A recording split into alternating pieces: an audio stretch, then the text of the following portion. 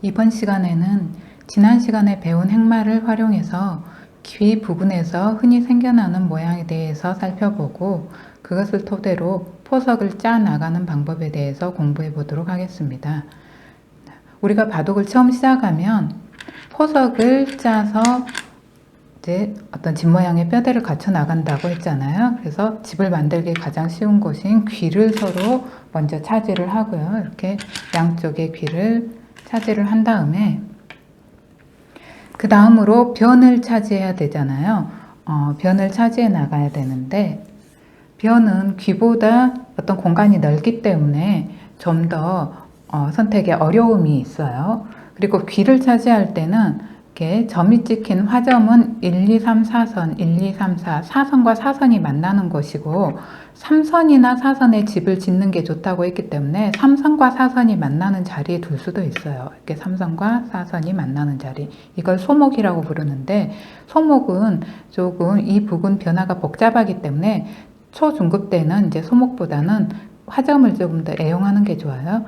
이러고 나서 흙이 변을 차지할 때 넓게 비어있는 변이 많이 있기 때문에 어디든 차지해도 되는데 보통은 변도 귀 부근에 변을 많이 둬요. 왜냐하면 귀가 좋은 곳이기 때문에 내 귀에서 집을 더 늘려간다거나 아니면 상대방이 귀 근처의 집을 늘리지 못하게 좀 방해를 하러 간다거나 이런 식의 방법을 많이 쓰는데 이제 상대방 귀에 다가가는 게 좀 더 적극적인 방법이에요. 그런데 그냥 내 귀를 이런 식으로 지켜가는 것도 상관은 없어요. 일단 이번 시간에는 상대방 귀에 가까이 가는 방법을 공부해 보겠습니다. 자, 귀에 가까이 가는 방법은 그러니까 처음부터 너무 붙여가는 것도 좋지 않고요. 너무 가까이 가는 것도 좋지 않고 지난 시간에 배웠듯이 한 칸이나 날일자로 가는 게 무난합니다. 한 줄 간격을 두고 그러면 이 돌에서 한 칸이나 날일자는 여기나 여기가 되겠죠. 물론 이쪽이나 이쪽도 될 수 있고요.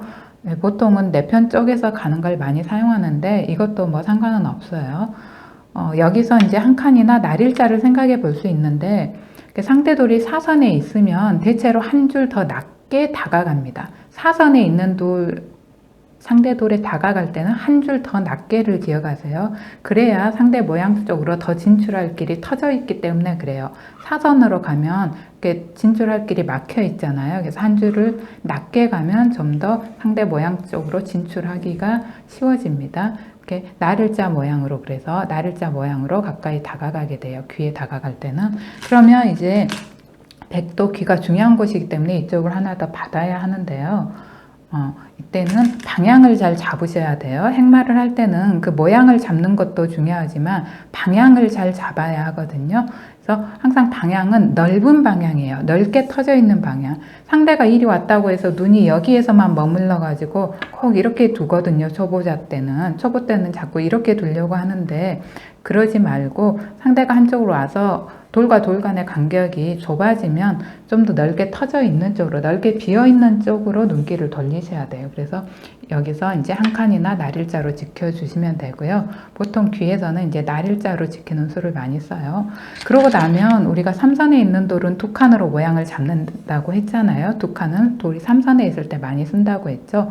이 정도로 하고 마무리를 짓고 다른 데로 이제 돌이 가도 돼요. 이렇게 마무리를 지어도 되는데 여기서 이제 조금 한 발 더 나가자면 귀의 집을 좀 더 흙이 줄여놓고 자리를 잡는 거예요. 왜냐하면 나중에 가서 이제 비어있는 큰 자리들을 대충 포석을 짜서 집의 뼈대를 갖추고 나서 나중에 가서 백이 이 부분을 이런 식으로 막아가게 되면 이렇게 지켜서 흙이 들어오지 못하게 막게 되면 이 집이 꽤 큰 집이 되거든요. 그래서 미리 흙이 백의 집이 너무 커지지 않게 줄여놓는 의미예요. 그래서 터져 있는 쪽으로 조금 들어가 준 다음에 자리를 잡는 거예요.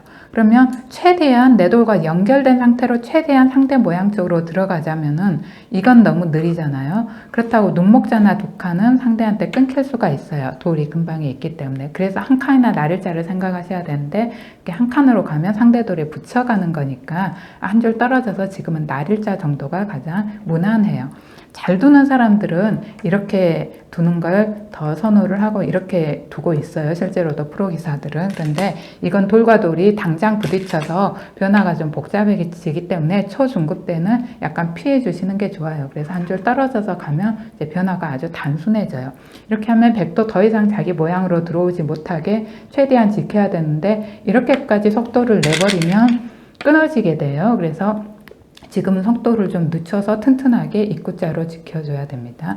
그러면 이미 여기는 좁아졌기 때문에 더 이상 이쪽은 건드리지 않고 아까처럼 두 칸으로 모양을 잡으면 됩니다.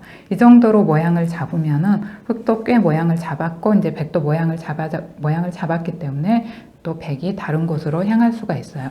그래서 이 모양이 예전에는 프로기사들 바둑에서도 많이 나왔던 모양이고 귀에서 생겨나는 이런 흑백간의 좋은 모양을 정석이라고 불러요. 정석.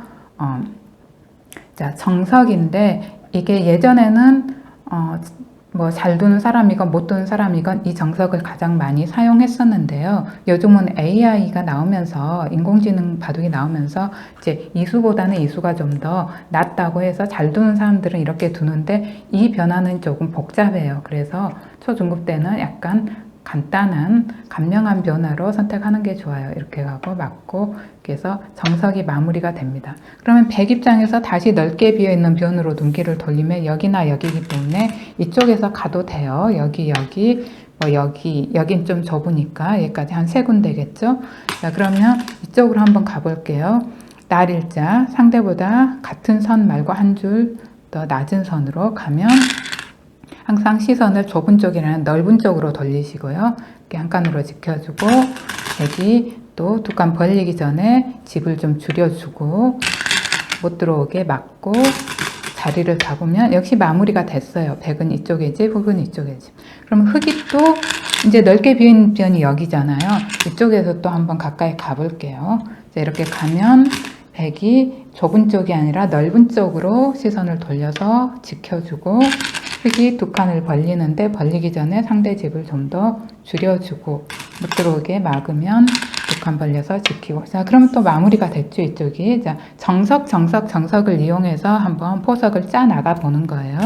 이번에는 이제 백이 이쪽과 이쪽이 좀 넓게 비어 있죠, 변이. 그럼 보통 자기 돌이 있는 쪽에서 많이 둬요. 이렇게 오면 역시 넓은 쪽으로 시선을 돌리는데 이렇게 하면 3선의 돌이 좀 깔리니까 하나 4선으로 높여주고 하나 들어가고 못 들어오게 막으면 보통 이제 두 칸이잖아요. 이렇게 3선에서 두 칸. 그런데 이러면 또 돌이 너무 3선에만 몰려 있잖아요. 이럴 때는 하나 4선으로 올려주라고 그랬죠.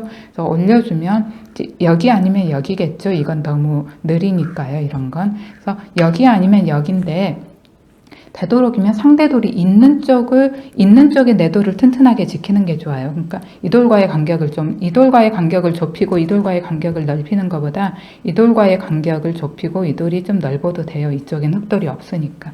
그래서 이렇게 하면 어떤 돌의 고절을 맞춰서 좋은 모양이 되는 거죠. 이러면 포석이 거의 마무리가 됐죠. 이러고 나서 이제 이 부분만 정리하고 나면 아니면 이 정도로 거의 끝나고 어떤 상대가 이런 데를 들어오게 되면 곧바로 이제는 전투가 시작되게 돼요. 어떤 공격을 하고 뭐 살아가고 이런 식으로. 그래서 이 정도만 돼도 거의 포석이 끝났다고 볼 수 있어요. 이런데 이제 나중에 뛰어들게 되면 전투가 시작되니까 포석이 끝나고 중반 전투가 시작되는 거죠. 자, 이런 식으로 해서 오늘은 지난 시간에 배운 핵말을 활용해서 어떤 귀 부근에서 생겨나는 정석에 대해서 알아봤고 또 이 정석을 이용해서 간단히 포석을 짜는 것까지 공부해 봤습니다. 다음 시간에는 이렇게 포석이 대강 짜지고 난 다음에 이제 상대 모양에 뛰어들어서 그 돌을 공격하는 과정에서 돌의 사활이 문제가 되겠죠. 그 돌이 살거나 뭐 잡히거나 그럴 때 어떤 식으로 두 집 모양을 만들어서 혹은 두 집 모양을 방해해서 내 돌을 살리거나 상대 돌을 잡을 수 있는지 돌의 사활에 대해서 공부해 보도록 하겠습니다.